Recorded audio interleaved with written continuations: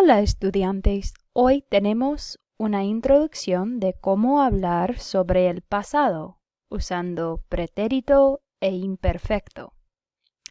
About speaking in the past tense, we're going to learn about the preterite and the imperfect and the differences between those.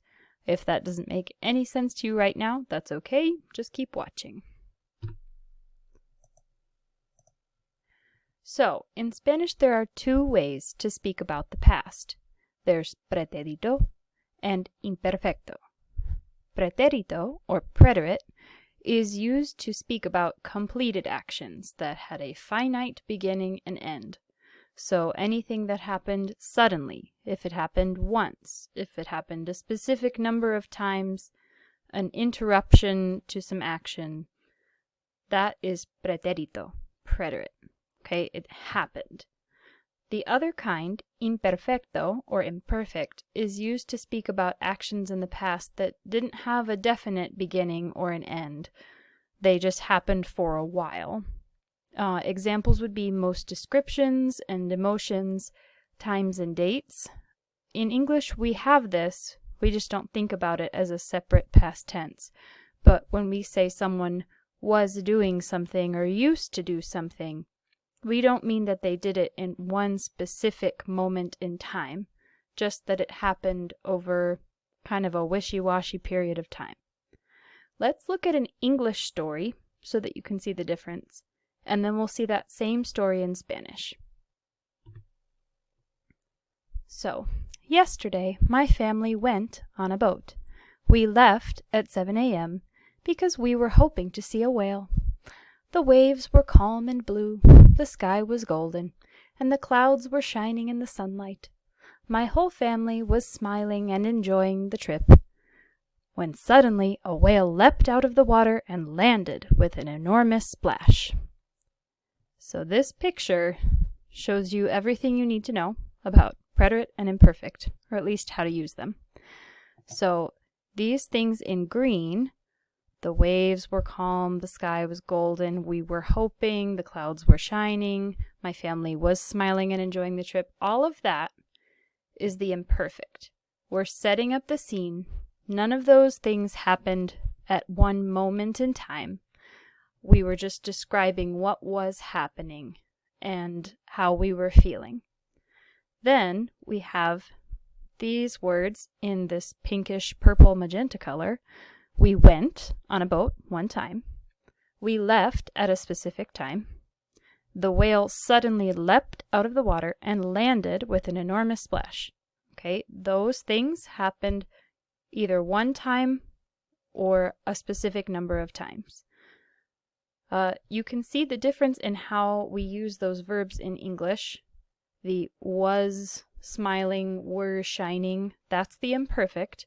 Whereas things ending with ed, leapt, landed, those are more like preterite.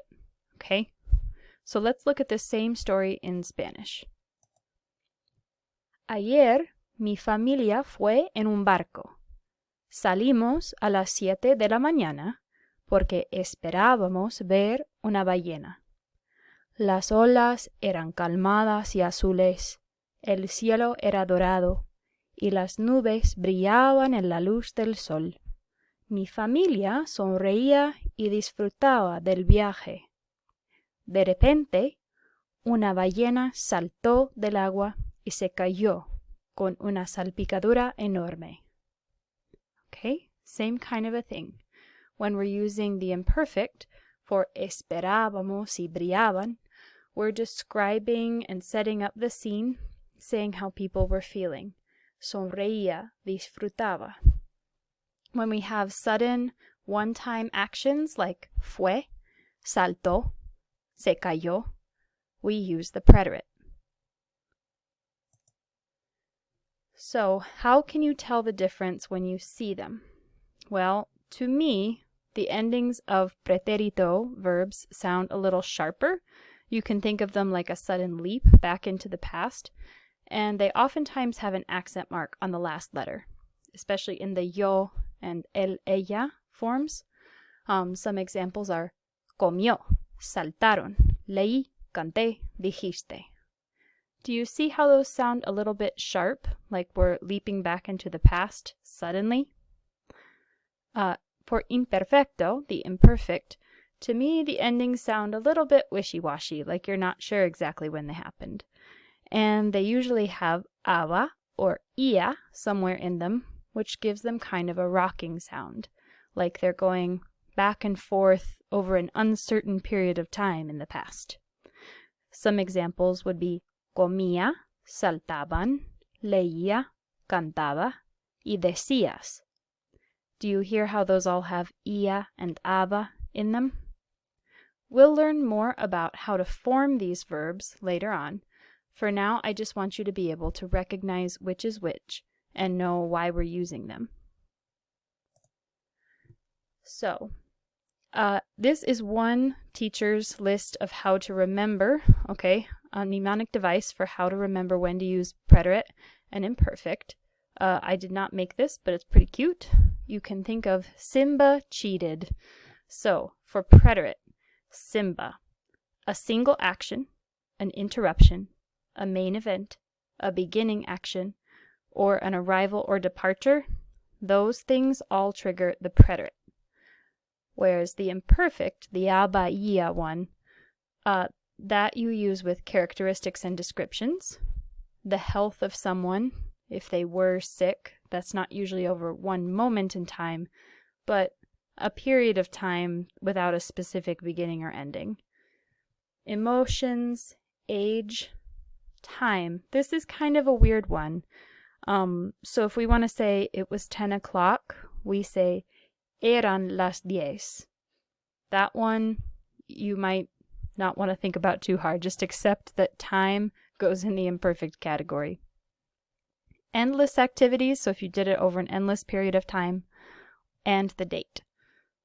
Okay, so there's a mnemonic device for you. We've had a story. Let's do some practice.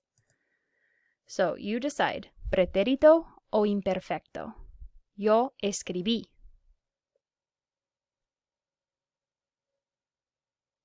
Yo escribí is preterito. You can tell because it has an accent mark on the last I. It means I wrote one specific time or a specific number of times. Ella gritó. That one is also preterito. The accent mark on the last O clues you in that it means she screamed one time, probably because something jumped out and scared her. Preterito o imperfecto. Tú estabas.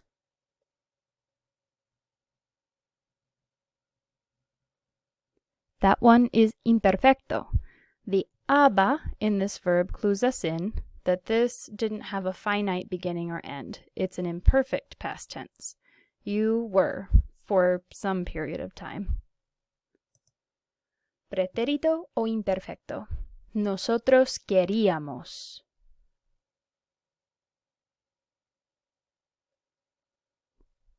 That's another imperfecto. It has an ia in it, queríamos, and so that means we used to want or we were wanting. Ellos llegaron.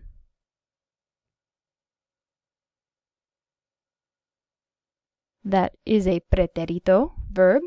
It doesn't have an accent mark on it, but the ones in ellos form will not have them. It doesn't have an aba or an ia. Ellos llegaron means they arrived, and usually if someone's arriving, it happens at a specific moment in time, as in they arrived at 8 p.m. Ellos llegaron a las 8. How about nosotros salimos?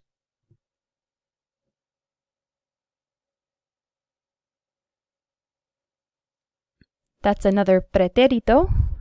It can clue you in that nosotros salimos means we left. Usually, when someone's leaving, they just do it once. We left. And so that would be preterito.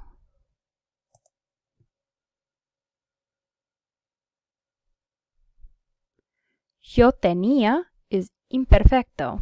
It has an ia in the verb. It means I used to have. This is used with age. Yo tenía 22 años. Okay, I used to be that old, but not anymore. Now I'm way older. Tú olvidaste.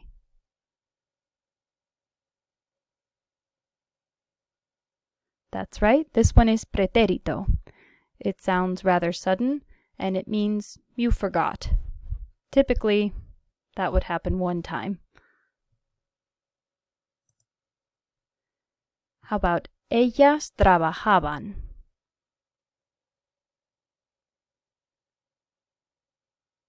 Trabajaban is one of my favorite words in Spanish. Ellas trabajaban is imperfecto because they used to work, and the aba clues you in that it's imperfecto. Okay, last one. Él hablaba.